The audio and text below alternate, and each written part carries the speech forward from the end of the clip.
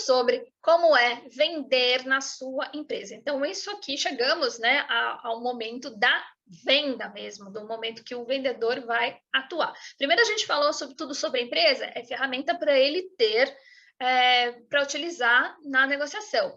Tudo sobre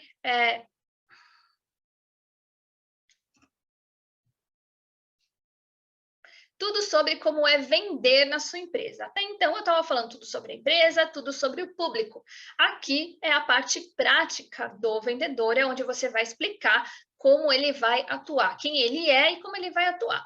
Então, precisa ter nesse manual quais são as características do vendedor ideal. Como ele deve se portar?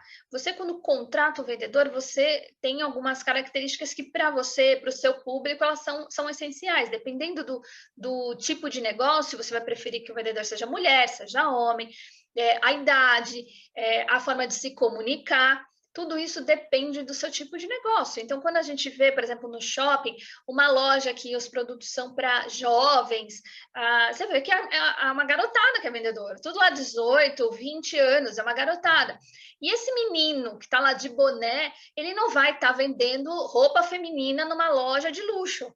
Ele tem um perfil para vender para adolescente. Então, cada negócio tem um perfil de vendedor que combine aí que melhor se comunique com o perfil do cliente. Por isso que você precisa saber exatamente como funciona o seu público para você poder contratar um vendedor com determinadas características que tem a ver com o seu público, com o seu perfil de cliente ideal. E o que significa essas características para você, para a empresa? Do porquê que o seu vendedor tem que se comunicar e se portar de determinada forma. Ele precisa entender o porquê. Quando você contratou ele, ou até mesmo se esse playbook, ele pode também ser um manual para o seu gerente de vendas, para a sua equipe de vendas, seu gerente de vendas vai contratar vendedores, precisa ter um porquê. Não é só porque você acha que tem que ser. Tudo tem um porquê, não porquê sim ou porquê não. Tudo tem um porquê. Então, as características são necessárias por quê? O que isso significa para a empresa? Quais características dessas características têm a ver com a missão, visão, os valores da empresa, né? A missão, a visão e os valores da empresa. Porque dessa forma, as pessoas, juntamente com aquilo que você quer para a sua empresa, formam a cultura. Então, e a cultura da empresa, ela também se torna uma vitrine para o cliente. Qual é o plano de metas e objetivos? Então, no playbook, não necessariamente você vai escrever quais são as metas, porque isso é uma coisa que muda muito, você pode ter um outro documento. Se não, você pode colocar no playbook também. O que precisa ter são metas e objetivos. Então, você precisa dizer no playbook como é que funciona normalmente esse plano de metas e objetivos. É importante também dizer sobre o plano de carreira dessa equipe de vendas. Essa é uma parte que é complicada, porque muita empresa acha que o plano de carreira desenvolve o funcionário e depois ele vai embora. Aceite que é assim mesmo. A sua empresa, ela faz parte de uma fase da vida do seu colaborador. Ele está passando por ali. Ele chegou de uma forma, vai adquirir conhecimento nessa fase e vai chegar uma hora que ele vai embora. Nesse meio tempo, você quer que ele dê o máximo dele, que ele tenha que ele ajude a empresa a alcançar os objetivos dela. E você também tem que ajudar ele a alcançar os objetivos dele. Para isso que serve o plano de carreira. Porque tem que ser uma via de mão dupla. Precisa ter essa troca entre a empresa e o funcionário.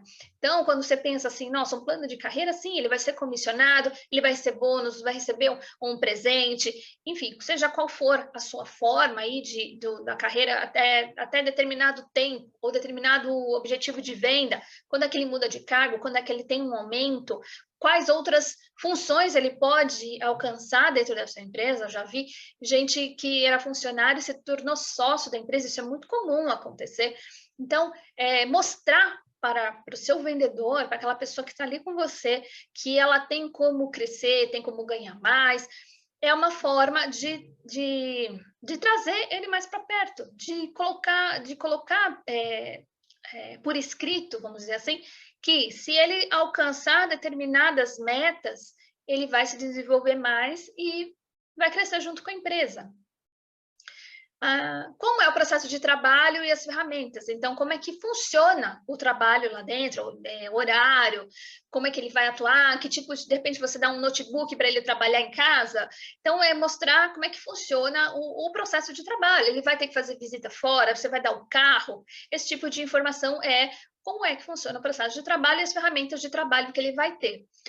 Como é o funil de vendas? O funil de vendas, a gente vai falar um pouco sobre ele, é o processo. O funil de vendas é literalmente o processo. Desde o momento que o cliente entrou em contato com a empresa ou entrou um e-mail dele, um telefone, para a sua equipe de vendas falar com ele, até o pós-venda, todo o trajeto do cliente na empresa. E aí, no funil de vendas que você vai definir, né? Quando ele tem que ligar de novo, que momento ele fecha, se ele manda contrato, como é que funciona, porque isso muda de empresa para empresa. Quais são as métricas atuais? As métricas atuais são aqueles números que você provavelmente tem, se não tem, você vai começar a ter agora que você está fazendo esse curso, de, por exemplo, quantas ligações o seu vendedor tem que fazer, qual que é por dia, quantos ele tem que agendar uma visita, por exemplo, de academia, quantas pessoas ele tem que ligar, qual é a meta de agendamentos, qual é a meta de fechamento. Então, qual é essa média atualmente? Quando você tem essas métricas, você sabe exatamente quantos vendedores você precisa ter, quanto cada um produz, você compara o desempenho de cada um deles. O que eu vejo muito acontecer é que quem não tem essas métricas fica na mão do vendedor. E aí, o que acontece quando você fica na mão do vendedor? O vendedor não tem meta, o vendedor faz o que bem entende. Você não vende. E aí você está aqui nesse curso para alavancar suas vendas. Depois, se você aplicar o que eu falo aqui até a última aula, você vai ver resultado. Eu falo isso porque é o que eu aplico com os meus clientes e é o que vai te trazer resultado também. Quais são os critérios, né, para o cliente avançar nesse funil? O que acontece quando ele entra em contato? O que ele falou sim, falou não, ele passa para a próxima etapa do funil? No funil, isso vai estar descrito mais detalhadamente, mas você precisa saber falar isso no playbook. E quais são os critérios para descarte? O critério de descarte é aquele momento em que você desiste daquele prospect. Qual que é o critério? Até quando você insiste em ligações de tempos em tempos? Por exemplo, você liga para a pessoa hoje, aí você liga daqui 2 dias, depois de 2 dias ela falou, vou ver, vou pensar, se liga depois de 4 dias e por aí vai. Existe aí uma ordem de ligações e vai chegar um momento em que você vai descartar essa pessoa e esses critérios você precisa ter escrito no seu playbook, para que o vendedor não chegue para você, então, eu já falei com esse cara 5 vezes e o cara não quer. Ele tem que ficar levando para você toda hora, quantas vezes ele falou com alguém. Imagina, se está tudo isso no playbook, você vai ficar com tempo livre para fazer outras coisas na sua empresa. Então, coloca tudo no playbook, para o seu time de vendas ter tudo ali escrito, tudo certinho. E você começa, se você trabalhar sozinho, você começa fazendo isso sozinho, porque depois que você aplicar o que eu falo aqui nesse curso, as suas vendas vão aumentar, e conforme você for repetindo, você for criando seus processos, aperfeiçoando seus processos com esse método, fomentando suas vendas, você vai começar a contratar vendedores também.